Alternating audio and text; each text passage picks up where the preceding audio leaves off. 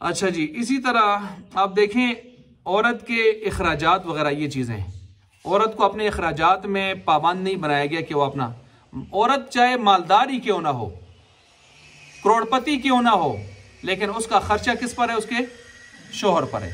सबसे पहले तो उसके बाप पर है। बाप से जब रुखसत हो जाए या बाप दुनिया से रुखसत हो जाए तो फिर उसके भाई करेंगे खर्चा, और अगर भाई भी नहीं है तो फिर उसके चचा, उसका दादा, उसके जो असबात हैं ददियाल के खूनी रिश्तेदार, वो पाबंद है कि इसका क्या करें? खर्चा उठाए। और जब इसकी शादी हो जाए तो फिर खर्चा उठाने का पाबंद कौन है? मिस्कीन साहब। आई बात समझ? और उसके बाद जो है फिर जब इसके अपने बच्चे हो जाएं, जवान हो जाएं या बड़े हो जाएं, कमाने के काबिल हों, तो फिर शोहर न भी हो तो फिर खर्चा उठाने का पाबंद कौन है? बच्चे हैं। अगरचे खुद करोड़पति क्यों ना हो, इसके महर का कोई मकान है, 2 करोड़ की कोठी है, उसमें रहते हैं, अपने शोहर से अगर कहना शुरू कर दे कि शोहर जी अगर हम बाहर रहते किसी मकान में तो इसका किराया कितना बनता था, इतना, तो मुझे इतना किराया चाहिए, तो ये कह सकती है। आई बात समझ? ये अपना सब कुछ होते हुए भी खर्चे का पाबंद हुआ है। औरत के कितने ज्यादा हुकूक अल्लाह ताला ने दिए हैं। समझ आ रही है बात? आप देखें बच्चों के हवाले से, अगर खुदा न खासा किसी औरत की नाचाकी हो जाती है तो उसके बच्ची 9 साल तक और बच्चा 7 साल तक, ये किसको पालने का हक है? माँ को। माँ अगर शादी कर ले तो फिर किसको हक है? नानी को। किसको? नानी शरीफ को। आई बात समझ? नानी अगर ना हो तो पड़नानी को, ठीक है ना? हाँ, उधर से अगर इनकार हो जाए तो फिर ये किसकी तरफ लौट के आएंगे? बाप की तरफ। लेकिन ये पालने का हक तो उनको है, लेकिन खर्चा देने का पाबंद कौन है? चलो जी, खर्चा ये देगा, अगर नहीं देगा तो अदालत के कटेरे में खड़ा करके लिया जाए, शरीयत कहती है। तो इसको तो बहुत हक दिए हैं भाई, औरत को तो जितने हक दिए हैं, अगर मैं उस पर बात शुरू कर दूं तो सारी मजलिस उसी की नजर हो जाएगी। खैर, ये मैंने आपके सामने तकरीबन कोई 35 से ज्यादा हुकूक वालिदैन के और ख़वातीन के हवाले से बयान किए हैं, 35 से ज्यादा। ठीक हो गया? इससे आप समझ गई होंगी कि अल्लाह ने ख़वातीन को किस कदर हक दिया है, अल्लाह ने वालिदैन के किस कदर हुकूक रखे हैं कि जिसकी मिसाल दुनिया के किसी मज़हब में मिलती नहीं है। अच्छा, अब मैं दूसरे उन्वान की तरफ आता हूँ और वो मुख्तसर हैं। नंबर 1 उसमें आ जाता है शोहर के हुकूक। किसके हुकूक? शोहर के हुकूक। आप ज़रा तहम्मुल से सुनिएगा, जज्बात में ना आइएगा, क्योंकि आगे बीवी के हुकूक भी आएंगे। आई बात समझ जी? अच्छा जी, मैंने उधर मस्जिद में भी कहा कि जो उन्वान है उनमें शोहर के हुकूक हैं, तो बड़े खुश हुए मर्द ऐसे, तो मैंने फिर साथ कहा बीवी के हुकूक भी हैं। तो फिर आगे से कहते हैं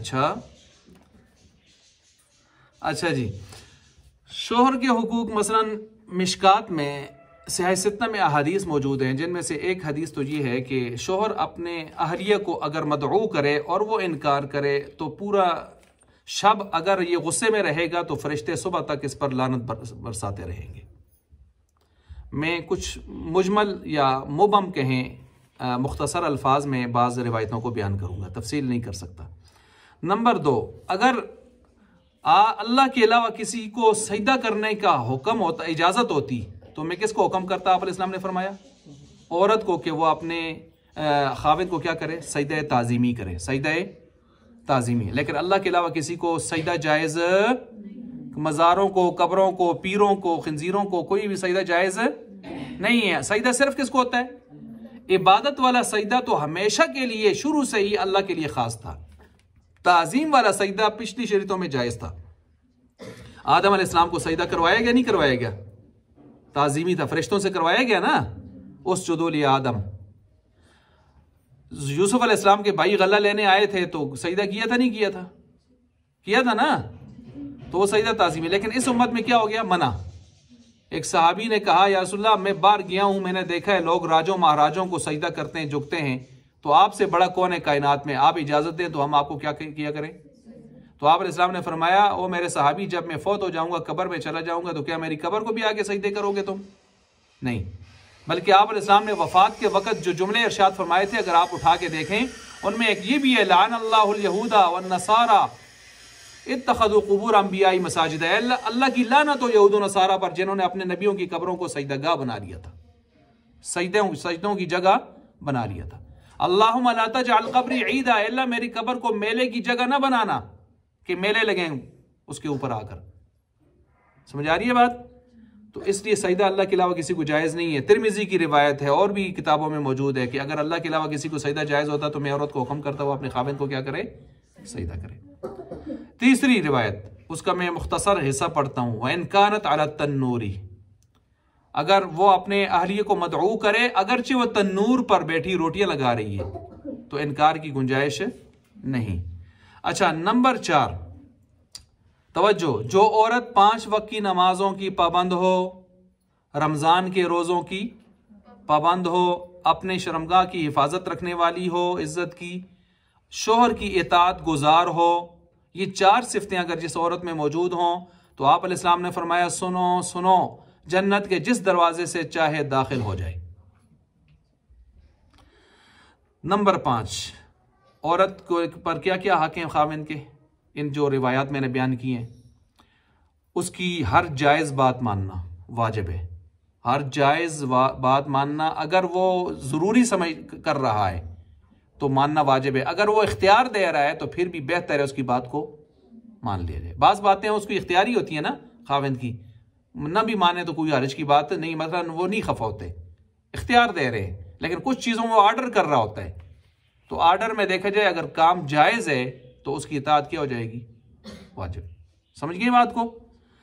खाविंद के लिए अपने इस्तिमता मुमकिन बनाना, मतलब ये कि खाविंद के जो फ़वायद हैं, फ़ायदे हैं, तो उसमें रुकावटें न डालना।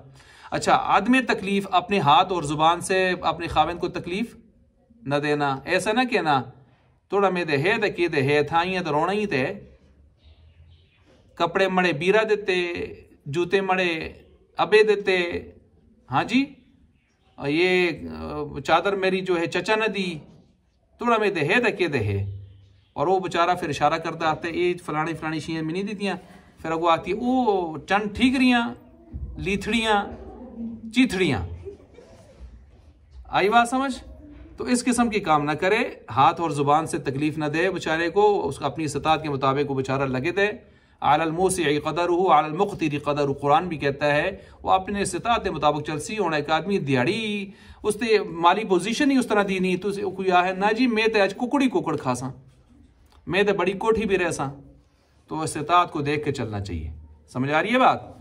आदमी तकलीफ़ कोई ऐसी बात ना करे, हाथ से ज़ुबान से कोई ऐसी चीज़ हरकत ना करे जिससे खाविंद को क्या हो, तकलीफ हो। और जाहिर बात है हर आदमी समझता है।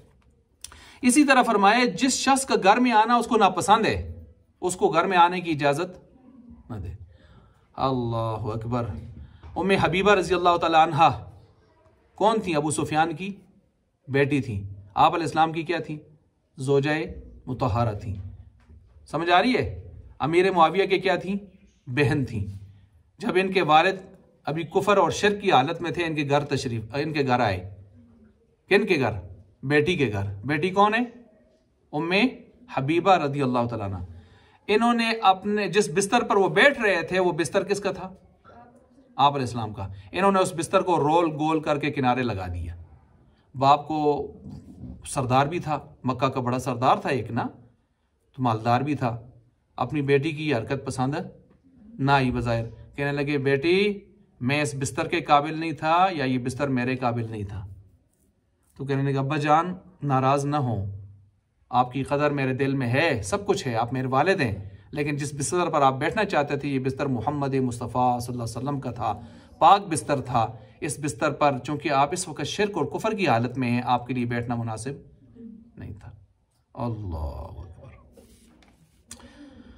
अल्लाह अकबर। तो इसी तरह फरमाया कि ऐसे शख्स को आने की इजाज़त न दे जिससे खाविंद क्या होता है? नाराज़। समझ आ रही है? यहाँ तक कि अगर इसका सगा भाई भी आना चाहता है ना, वालिद भी, और ये किसी वजह से नाराज़ है, कहते हैं ना आए, तो वक्ती तौर पर उनसे कह दे माजरत कर दे, खफा ना हो, मेरे घर का मसला है, और आहिस्ता आहिस्ता समझाए उसको भी कि भाई सिला रहमी ज़रूरी है, क़ता रहमी जायज़ नहीं। समझिए बात को? इसी तरह घर से बाहर जब जाए शरी या बशरी तकाजा पूरा करने के लिए तो खाविंद की इजाज़त के बगैर न जाए। ठीक हो गया जी? तादीब का हक, क्या खाविंद अपनी बीवी को तादीब कर सकता है? तादीब का मतलब हल्की फुल्की सज़ा, लगा सकता है?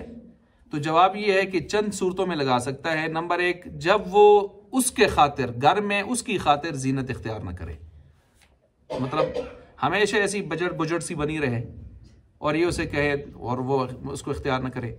नंबर 2, इसकी इजाज़त के बगैर घर से निकले, तो ये उसको रोक सकता है ना, और रोके और ना रोके तो फिर इसको तादीब सज़ा हल्की पुल्की दे सकता है। जाहिर बात है उसके घर की पाबंद है। इसी तरह जो है नमाज ना पढ़े तो फिर भी इसी तरह कर सकता है। अच्छा, हालत पाकी में होते हुए भी अगर वो मदऊ करे और ये इनकार करे तो फिर भी इस पर हो सकता है। तो ये 4 वजह फुक़हा ने लिखी हैं भाई तादीब के हवाले से। अच्छा, इसी तरह खिदमतगार इसको होना चाहिए। अब एक रिवायत का मैं हवाला दे रहा हूँ, ज़रा सब्र व तहम्मुल से सुनिएगा। फरमाया कि जो खाविन बीमार है और उसके ज़ख्मों में गंद पीप है, बीवी उसकी खिदमत गुजार है, अयादत कर रही है, बीमार पुरसी कर रही है, उसके जो है खिदमत कर रही है, अगर वो उसके ज़ख्मों को ज़ुबान से भी चाट के साफ करे ना, उसने फिर भी खाविन का हक अदा। अच्छा, यहाँ एक मसला याद रखें, खाविन के हुकूक बारी ज़्यादा हैं, तादाद में कम है। बीवी के हुकूक तादाद में ज़्यादा हैं, तादाद में ज़्यादा हैं। अच्छा जी, अपने आप को खाविन के सुपुर्द कर दे, इसका मतलब समझें ज़रा। अपने माँ बाप को खाविन पर तरजीह न दे, तरजीह किसको दे? सुने, किसको दे? शौहर को दे। ये लफ्ज़ आखिर अगरचे सुनना और सुनाना मुश्किल होता है, माँ बाप का तो ज़्यादा आके अभी हमने उनको पहले बयान किया ना, लेकिन जब औरत अपने घर में चली जाए तो तरजीह किसको दे? शौहर को। मसलन जब भी कोई बात हो ऐसा ना कि मड़ा पे है, तू छोड़, वासी अच्छा में छोड़, फिर बात समझ आ रही है? मड़ी माँ है कि मतलब है वासी मड़ी माऊ के बारे में बदख्वाही कर दी, मड़ी पैणन वासी मड़ी पैणा के बारे में बदख्वाही कर दी है। क्योंकि आजकल तो गला ही निकल दी, नवी शादी हो तो जानतरी मत आपा भी अं भी कसते हैं किसी मसले पे, तो माँ पे आते हैं ये असना लसते हैं, ये फितने उन्हें करा बिना शैतान आन के वसवसा बा छोड़ दे। माँ आती है तू मरना लसती है, जिनका तू मरना लसते हैं, पे आते में आते हैं मरे फ्रिज तक नहीं पता खुदा दा वास्ते असा कोई काफर होना तो उसने लास के, लेकिन उनकी को मख्ती आ जल्दी है, वो बेचारे फिर असना ही गलत अभी नहीं हंसते, रोंदी रहने नार वाले। तो इतना जुल्म ज्यादती भी, इतनी अदम बर्दाश्त और खामख्वाह के जंजाल बनाने भी नहीं चाहिए ना। और भाई पीछे सब ने ज़िंदगी गुजारी है, माँ ने भी ज़िंदगी गुजारी है, माँ को भी पता होना चाहिए कि मियाँ बीवी के अपने भी कुछ सिलसिले होते हैं। लेकिन ज़िंदगी तंग करेंगे तो फिर जब उनकी ज़िंदगी तंग करेंगे तो लाजमान अपनी ज़िंदगी भी क्या होगी? तंग होगी। ठीक हो गया जी। इसके साथ साथ नफली इबादत जब भी वो करे, रोज़ा रखे नफली या नफली एतिकाफ़ करे। ज़ाहिर बात है रमज़ान के आखिरी अशरे का एतिकाफ़ भी कर रही है, सुन्नत मुअक्कदा अलल किफ़ाया, तो फिर भी या सदका ज़रूरत से ज़ायद करे तो किससे इजाज़त ले? खाविन से। किससे इजाज़त ले भाई? खाविन से। ठीक हो गया, खाविन से इजाज़त लेके करे। ये कब सदका में इजाज़त ले? जब सदका ज़्यादा हो, मसलन खाविन की इस्तात के हवाले से आमतौर पर ज़्यादा, मसलन 500, 1000, 300, 400, 200, तो फिर खाविन से पूछ लिया करे ना। हाँ 10, 20 रुपये, 30, 50 रुपये, ये तो कोई मसला नहीं है, इसमें तो खाविन भी नाराज़ नहीं होता, ये तो अलग चीज़ है।